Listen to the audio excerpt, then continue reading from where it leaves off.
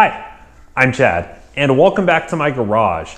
Today, we are working on my 2012 Triumph Daytona 675R race bike once again. I've got another new part to install, and while this part may not necessarily correlate to faster lap times, I think it might help me go a little bit faster, just giving me a little bit more peace of mind that my engine is going to be okay.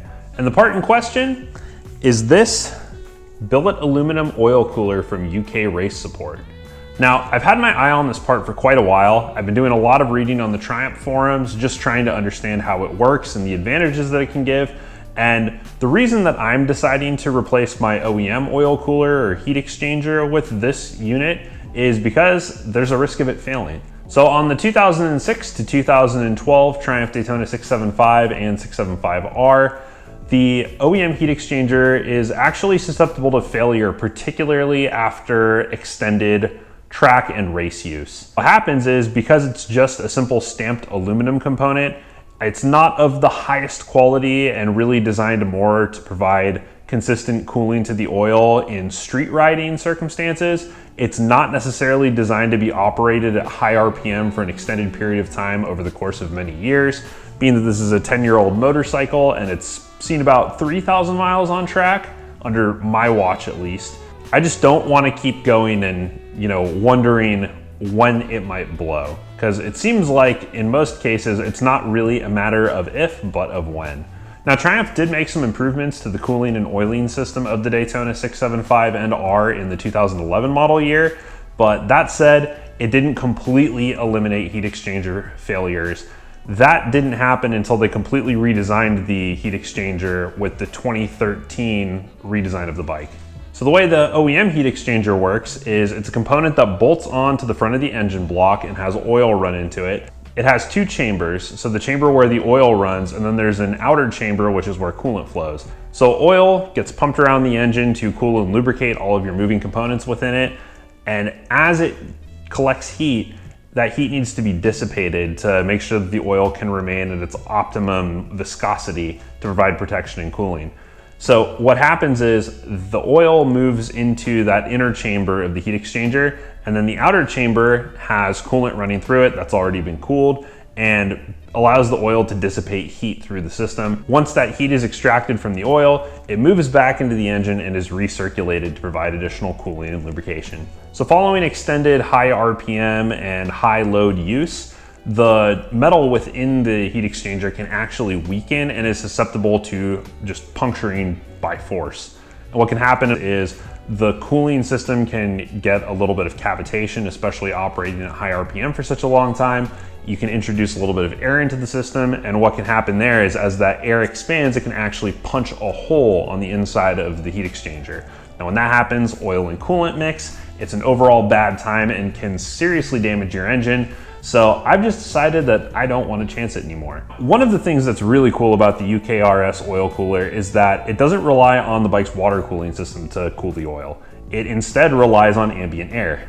As you can see here, there are gills or fins machined into it, and that's going to allow air to run through here, cool the oil, and dissipate heat before it goes back into the engine. So the oil circulates in the same way that it would in the stock heat exchanger, it's just being cooled by air rather than being cooled by water.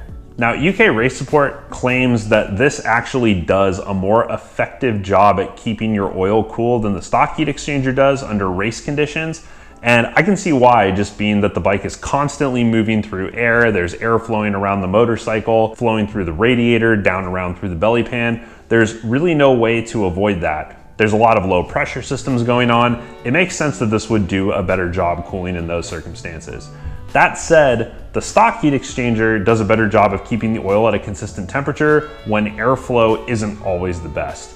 So I wouldn't necessarily recommend this part if your bike is a street bike. That said, do your own research. I could be totally wrong here. Just in my line of thinking, it doesn't seem like it would work that well for street use. But again, for race use, they claim that it does significantly reduce your oil temperatures, keep them more consistent, and a lot of members on the Triumph675.net forum seem to say the same thing.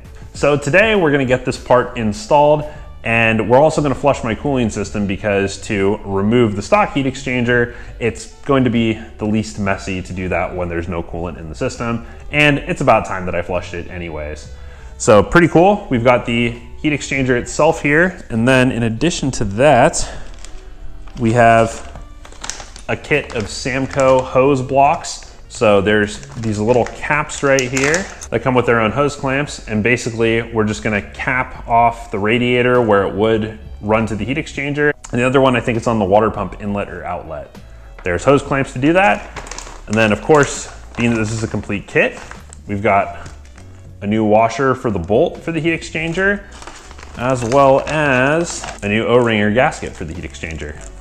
And they were even kind enough to include instructions. So based on these, it looks like we're going to want to remove the lower mounting bracket for the radiator, drop the header off, and while I think there is a possibility you could work around the header to get the heat exchanger out, there isn't a lot of clearance between the mounting bolt and the header itself, so I think it might be difficult to get a torque wrench in there. Really, your only bet would be if you had a 24mm ratchet, which I don't. So I'm gonna go ahead and take the header off. I think it's gonna make things a lot easier as far as installing the heat exchanger goes and draining the coolant the first time. Then we're gonna refill the system, put the header back on, let it run, get some distilled water flowing around in there, picking up some of the crud that might be in my cooling system, let it cool, drain that, and then fill it back up with coolant, and we'll be good to go for Auto Club Speedway this coming weekend. So with that said, let's go ahead and get started.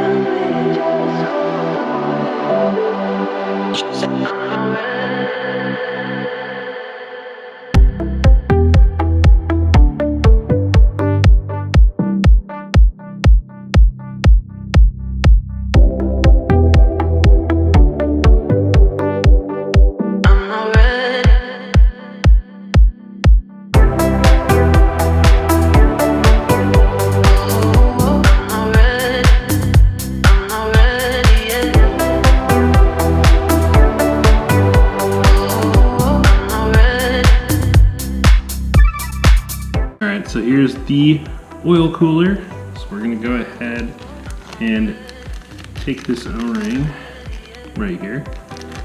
Thank you, UKRS support. This engine oil is pretty clean, so I'm gonna go ahead and just take some of this and lube it up a little bit. Go ahead and put that around there. She gets stretched in and right. You can take our new crush washer. Looks like it's the same on both sides. Take a big oil bolt. We're gonna ditch our old washer, so fairly well. Clean this off a bit. And fit our new washer. one more pass at everything right here. Just get all this stuff as nice and clean as possible, especially since back here is not normally super accessible. Now it's time for the fun part. Get that sucker seated in there just right. Go ahead and thread it on in. Alright, and then I'm going to torque to 59 Newton meters, or about 43.5 foot-pounds.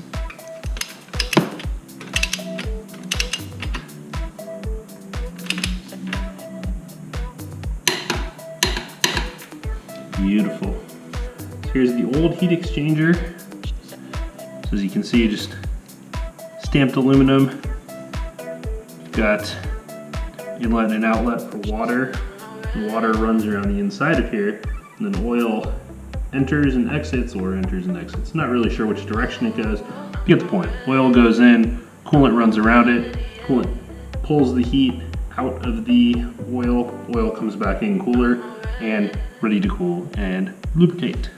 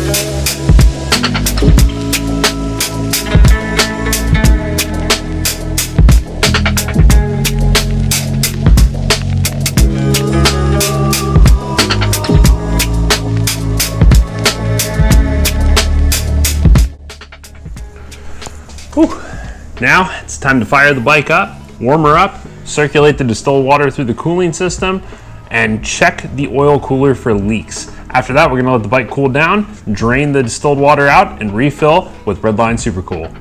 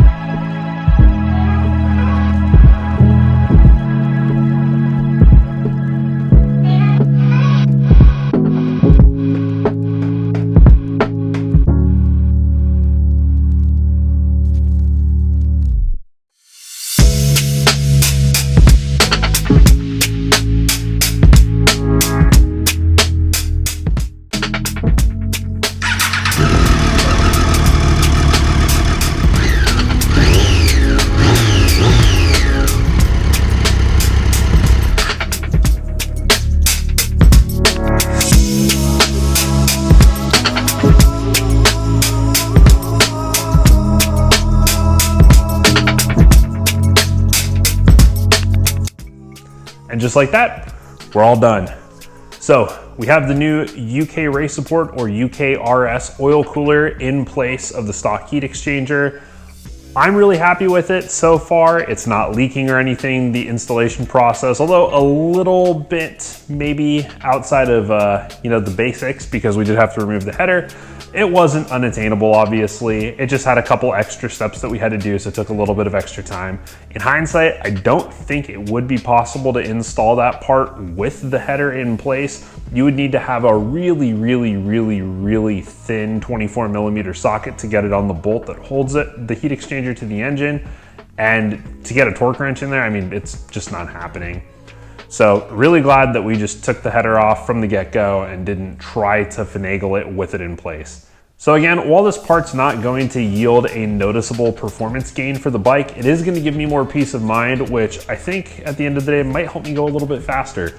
So again, I think it was money well spent. It's going to prevent any kind of catastrophic failure or just ending my weekend early. And I'm really looking forward to just getting out on track and shaking it down, making sure that the bike's running well. And we'll have the opportunity to do that at Auto Club Speedway in just a few days. So stay tuned for that. But now I'm gonna go ahead and wrap this one up. So thank you so much for watching. If you enjoyed this video, I would sincerely appreciate it if you gave me a gentle little click of the like button and consider subscribing for more awesome motorcycling content like this. I'd like to install parts on my 2012 Triumph Daytona 675R race bike. Got my Aprilia 210 V4 factory just out of frame here that I like to ride on a more regular basis than this bike, just on the street and at the track too. And last but not least, my WR250X Supermoto Yamaha back there. Might be out of sight, but I still have it. Drop a comment below. Have you installed the UK Race Support oil cooler on your Daytona 675? Is it a part that you've been interested in? Let's talk about it down in the comments below. But thanks again so much for watching, and I'll hope to catch you in the next one. Until then, later.